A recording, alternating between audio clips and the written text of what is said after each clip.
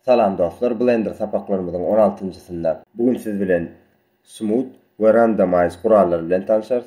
Onlar bilen tanışmak için häzir bärden screencast'te donu açayım sizin için ve şeylerikde inni viewportumuzdaky hemme obyektler delete edip bolýar ve Shift A bilen özümüze monkey head çağırýar.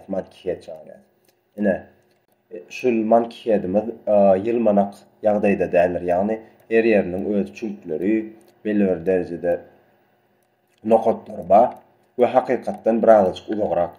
Inni şoň üçin biz şuny hakykaty ýakyn ýagdaýa getirmek üçin smooth kuralyny ulanmaly. Smooth kuraly näme? Smooth kuraly obyektleri ýylmamak ýa-da has ýumşatmak diýen manylar bar.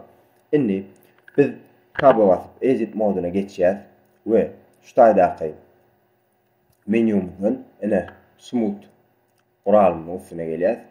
Bir gedek basýar. Inni bir gedek basýar bolýan ýüzüne bir gizmo çykýar. Inni şu gizmony özümüze tarap çeksek, obyektimiz belli bir derejede ýumşaklyk kazandy. Üstüne bolsaňyz belli bir derejede ýumşaklyk kazandy. Inni biz muny hasam gözümüz bilen görýärlik derejäge getirmek üçin myşkamyň sağ knopkasyna basýar we subdivide edýär.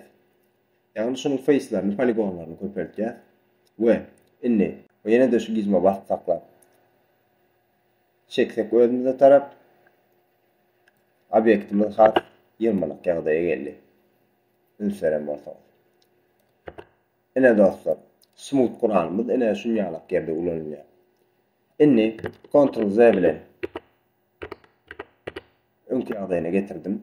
Inni smooth kuralynyň üstüne basyp saklap aşağı geçersek randomize kuraly. Randomize kuraly biziň nokatlarymyzy dargatmany kömek etýär. Ýagny biz käbir öz obyektlerimizi nokatlary bir ýere jemlemek dälenim, başga ýerlere dargatmak isläp bileriz. Ine şu ýerlerde randomize kuralyny ulanyp bilersiňiz. Ine şunýaly üstüne bir gizmo çykýar. Şu gizmodan çeksek, ine çekýänimiz üçin ýaman çalt ýagdaýda ýetken, şoň üçin shift'e basyp saklap çalajydan çekseňiz, ine obyektlerimizin nokatlary belli bir derejede dargaýar. Randomize kuralyny ine öz ýumşaklygyny ýa-da dargaý şeklini öz isleňize görä saglap bilýärsiz.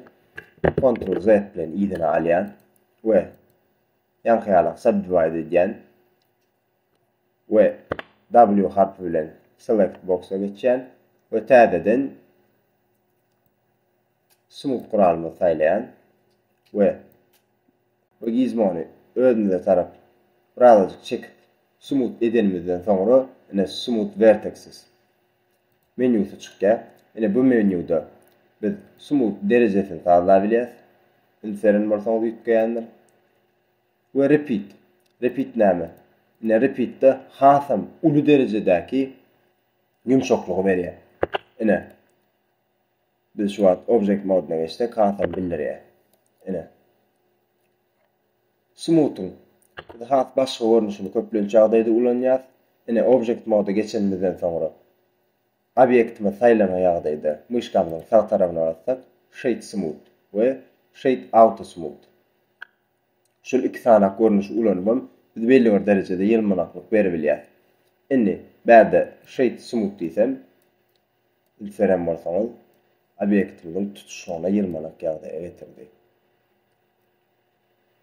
Ine dostlar, Blender sapaklarymyzyň 16-njysy ene şundan ibaretdi. Sapamyz halan bolsaňyz kanalymyza agda bolmagy, like basmagy we kommentarýarlarda öz pikiriňizi ýazmagy unutmagyň. Ilk sapaklarda görüşýänçek dostlar.